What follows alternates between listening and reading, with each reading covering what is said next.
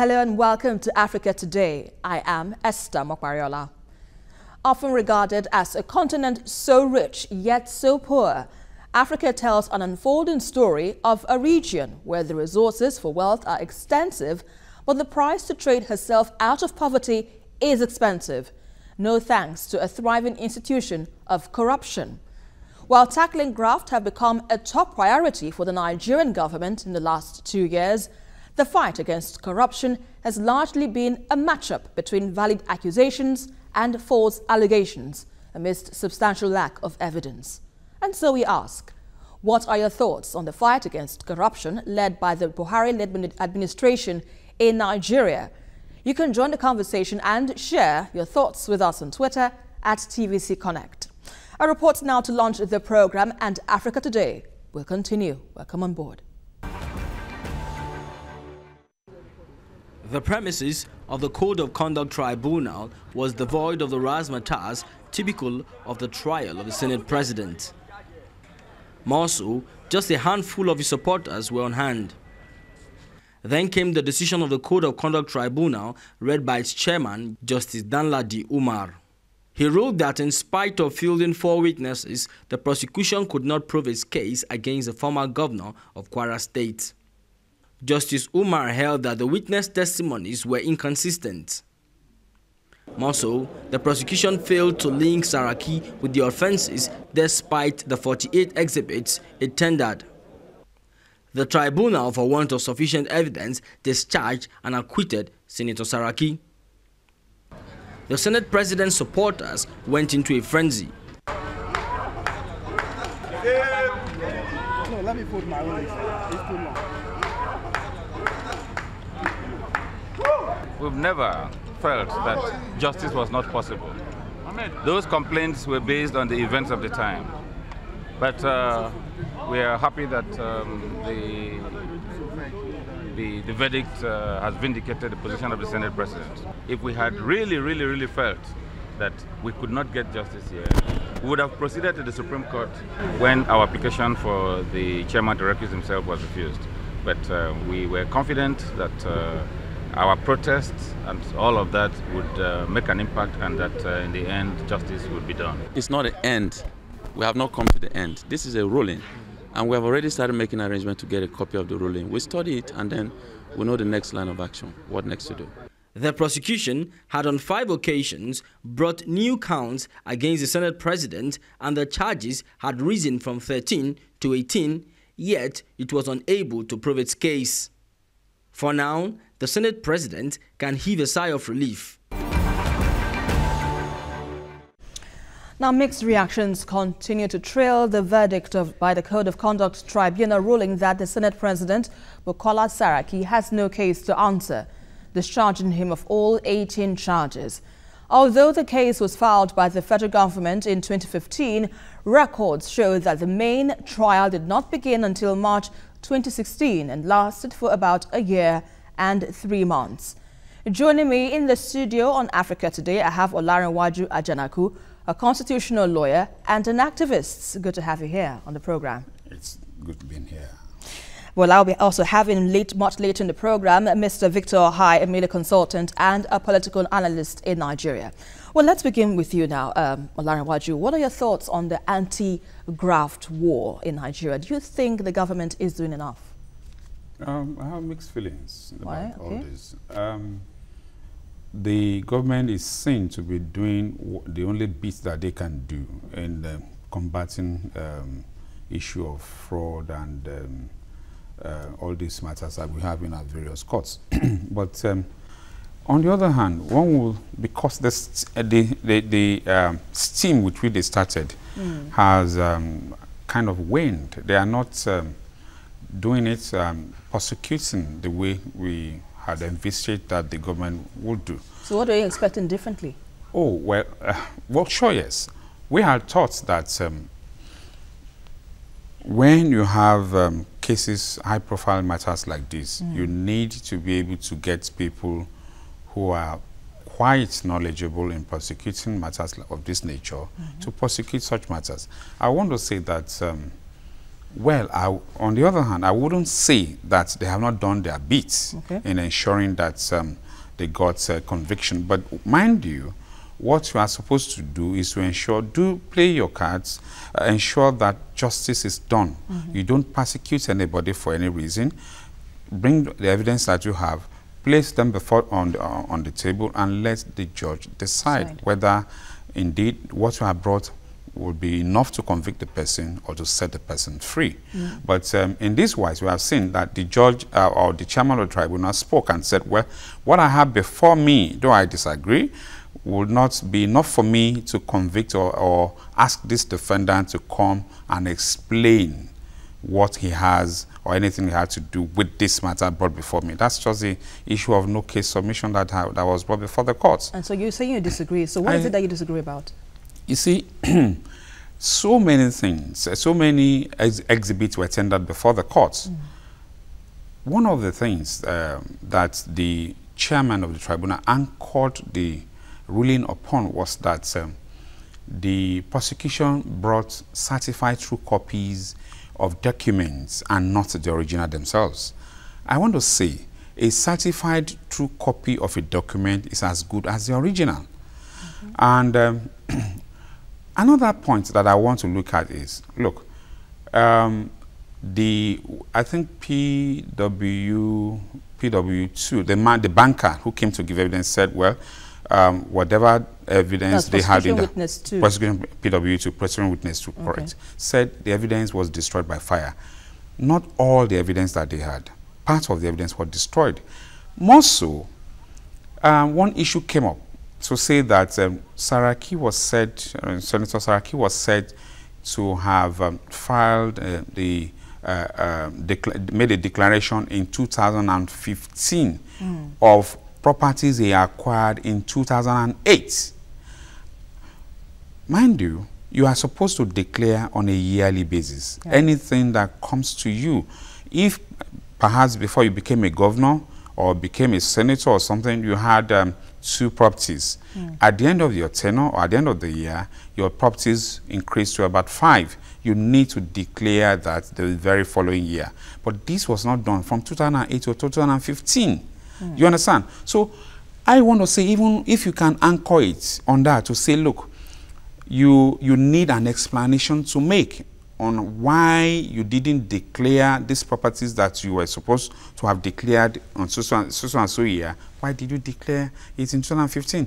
That is an explanation that could have upheld or quashed the issue of no case at all. Just, look, we are not saying you are guilty at this point, but we feel we need to hear you say defend his case. Exactly. All right, let's quickly hold your thoughts. We need to go on a very quick break. You're watching Africa Today, and we have been looking at the fight against corruption by the Buhari-led administration in Nigeria. Welcome back.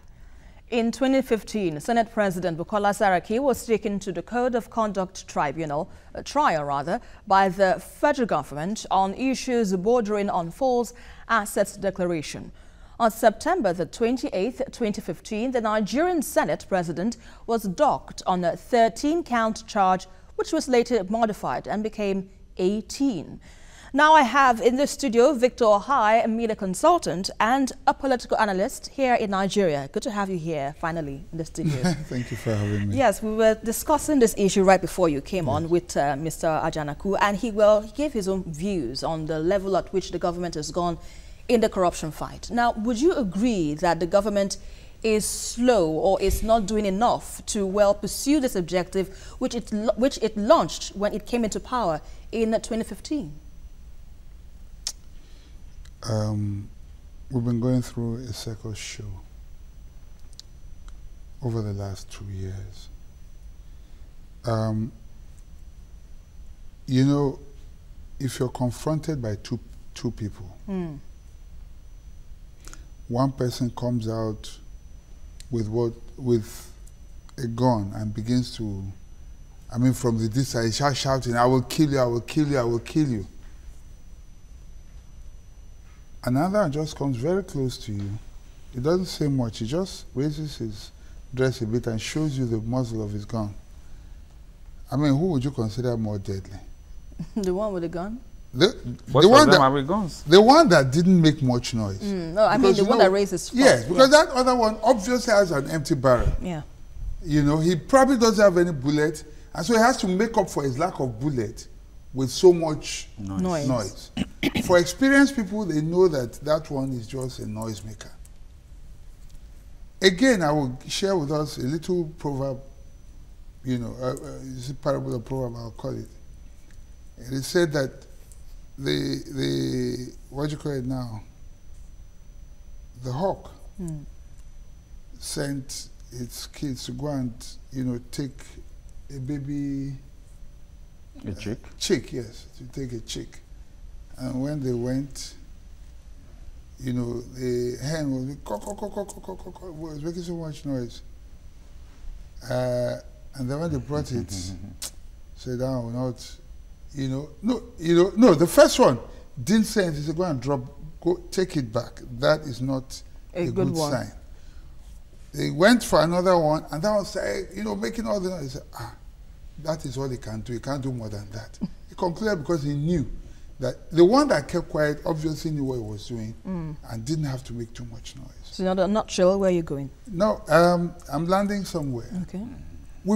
This administration has blown so much hot air. It's so embarrassing that with everything, to be honest, if anyone told me, well, not if anyone told me, because I could see the way things were going. And I knew that Saraki was a very astute and deft politician, if you like. Okay? So it wasn't going to be, certainly was not going to go down alone, if at all he was going to go down. But he won this case based on the law. Wait, let me finish. Okay. The way the CCT, the Code of Conduct Tribunal chairman, went about that case in the beginning, there's nothing on earth that would have convinced an ordinary man in the street that he had not already written his judgment ahead of time. You understand what I'm saying? The way, I mean, because you could see that there was a script being played out. There was a perfect frame. They put accused, or what was it, you know, to take his picture. When they would docked him to embarrass him, you could see the confrontation. They asked him to excuse himself. He said he wasn't going to do that. All the confrontation and all of a sudden everything went down. Saraki, if you study him from the beginning, look at his precedents, where he's coming from. This was the man who overthrew his father's dynasty, political dynasty, took it over literally. I mean, it wasn't handed over to him. He literally snatched it right from under the nose of his father. He told his father he was going to do it. Okay, aside from Saraki because this case, is based on him winning the case based on what he presented in the tribunal. Supposedly. So, yeah, supposedly, but. Is it his fault? Necessarily hold on. I'll tell you why. Hold on. Is it his fault now? Is it his fault now that the case went in his own favor? Not necessarily. Here's the point I'm making. All right. When I said he was a deft and astute politician, he has probably held some, and I also said he wasn't going to go down alone if he was going to go down at all. If anything, I think he's very firmly in control of his constituency, which is the National Assembly. He has the National Assembly very well under his control, okay? And he can frustrate the administration with that kind of hold. This is about negotiation. You know, when you call a person, a rebel is a common criminal when he's weak, okay? But when he's strong, governments will come and negotiate with him. You are no longer a rebel. You are no longer. You are not a criminal. You are not a rebel leader, and it is negotiation. You can come and sit at table with the government you are about to overthrow or you are planning to overthrow. Nothing will happen. But if you are a common, when I say common criminal, if you are weak and you are not strong enough, your negotiation power is not strong enough. You don't have the wherewithal. Exactly, then you are a common criminal. Okay. And you will be treated as such. All right, Olarewaju, what do you think the government could have done differently now? From the tone of things, it seems that, I don't know what to say, it seems that the whole thing just went to the side of Saraki and, well, the government is left in limbo. Oh, the government is not left in limbo. This is just the first court of the instance. and the government is saying we don't, we're not agreeing to this. They have a right of appeal, and they have said it loud and clear that they want to appeal the ruling, because at that stage it was just a ruling. It wasn't a, well, you know, the but tribunal. It has sent some signals, like you rightly said. The tribunal chairman said he was discharged and acquitted. You don't discharge and acquit at that stage. Yeah. The only thing is just for you to discharge the person because of one's of or the inability to actually present a prima facie case against the person. So it was ought to have been just a discharge. But then the rights that the government has is being taken up. They want to appeal same.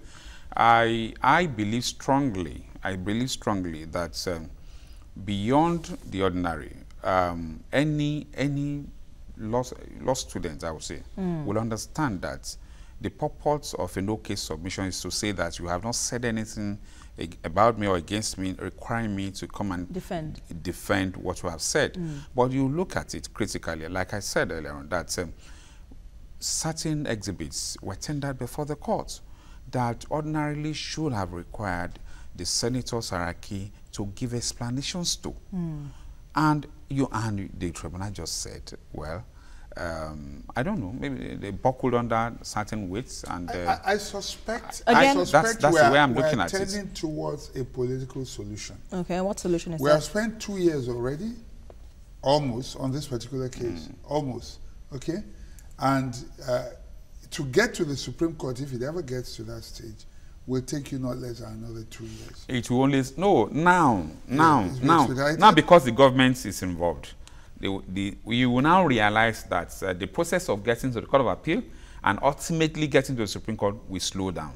Remember when he brought up an interlocutory appeal during the proceedings, within a week the matter was in the Court of Appeal, within a week there was judgment. Now it came back to the CCT, Court of Conduct Tribunal. But now that he has ruling in his favor, you will see that they will do everything to frustrate compiling the records. They will do everything to frustrate or ensure that it never sees the light of the day in the Court of Appeal. Even if it does, it might not be had in good time.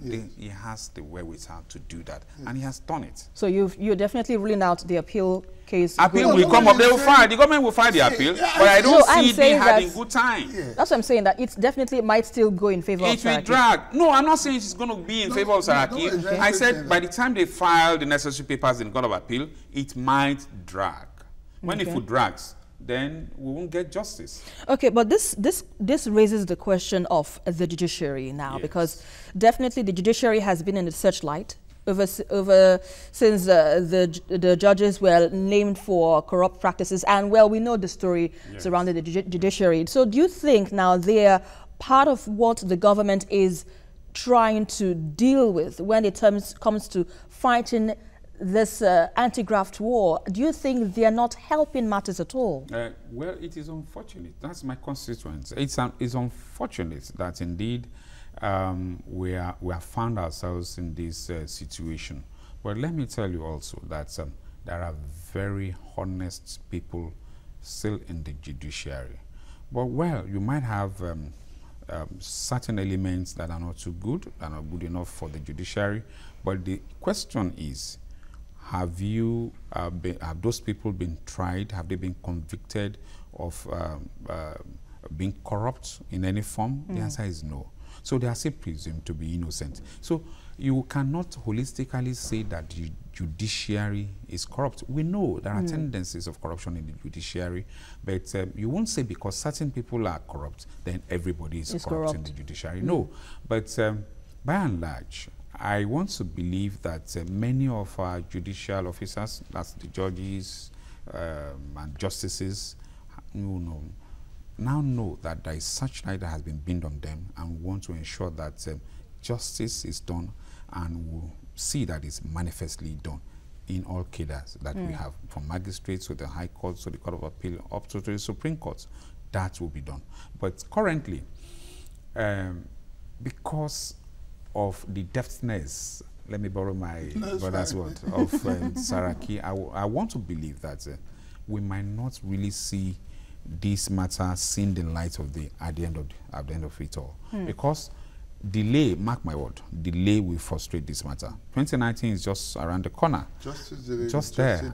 Exactly. So by the time when we get into 2018, this matter this is just, we are in the month of June now. Yes. In July, the court will go on vacation, and nothing will be done or had until the resumption, either in late September or October. When that is done, we won't actually get anything. All right, let me come to you, Victor.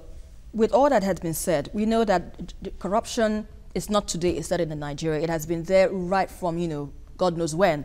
But it will not take a day either to end corruption, you would agree.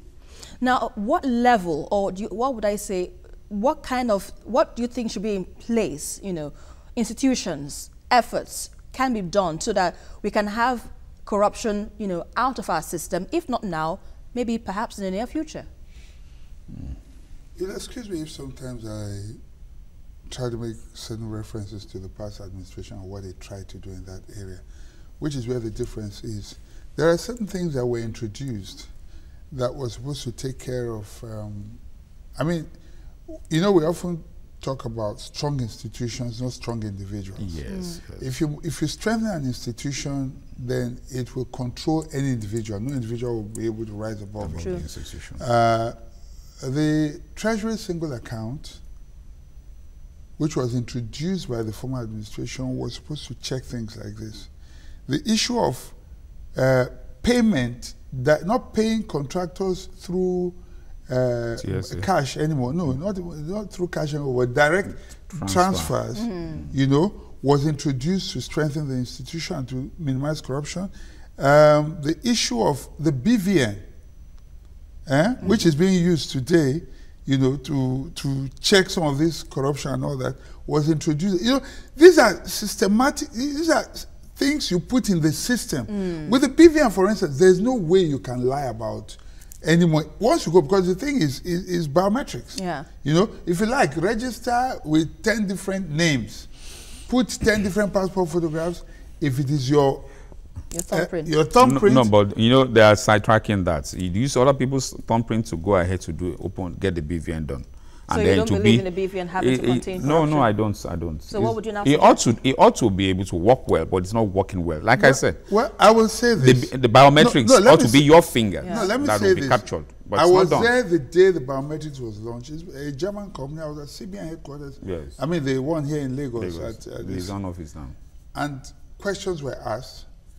And I will tell you this. We may talk about the issue of side tracking, but let me tell you how it works. Okay. If somebody else's this thing is there, it will have to match that person's face. Now, if you put that person's face with that person's thumbprint, okay, then if that person has an account, if he opens an account elsewhere, it will flag, because if he uses a different name, it's not going to work. It's a central system. We need to wrap up because of the show. We need to end up very quickly. Once that thumbprint, if you go and open another person's account, it's like going to open this thing in somebody else's name. Yes, but they are doing it's not you opening in another person's name. You can see, I'll use your thumbprint, you open an account. That's why they have housemaids and all that. They use the housemaids to open the accounts. They hold the checks to those accounts, and they can do anything. So what is the way forward in all this? You see, like what he rightly said, that one of the things that we need to begin to do now is to ensure that we strengthen the institutions that we have. Right. And then all of us as individuals, we need to begin to, we need to cultivate that habit of being honest. Honesty. I mean, and you being able to manage whatever you have. Stop being greedy.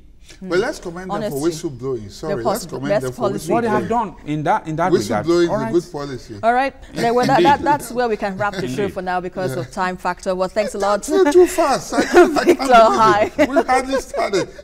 No problem. Next time we'll have another part 2 of this edition. Victor Okhai, media consultant and a political analyst. Thanks a lot for your analysis. And of course, Olarewaju Ajanaku, a lawyer and an activist. Thanks a lot. It's a pleasure being here. Now, amidst obvious political impunity and subtle judicial immunity, Allegations and proof of corruption ensures widening inequality through a defective system devoid of the principles and practice of public accountability. In winning the fight and losing the war, corruption remains an obstacle to sustainable development, and where advocacy and prosecution continues to fail, then it will be up to the people to take step and take action. And that's it for today's package. For more details, you can join the conversation on Twitter, that's at TVC Connect, and also follow me for updates around Africa at Esther TVC News. Until the next one, I am Esther Mokwariola, and always remember, this is Africa. Bye for now.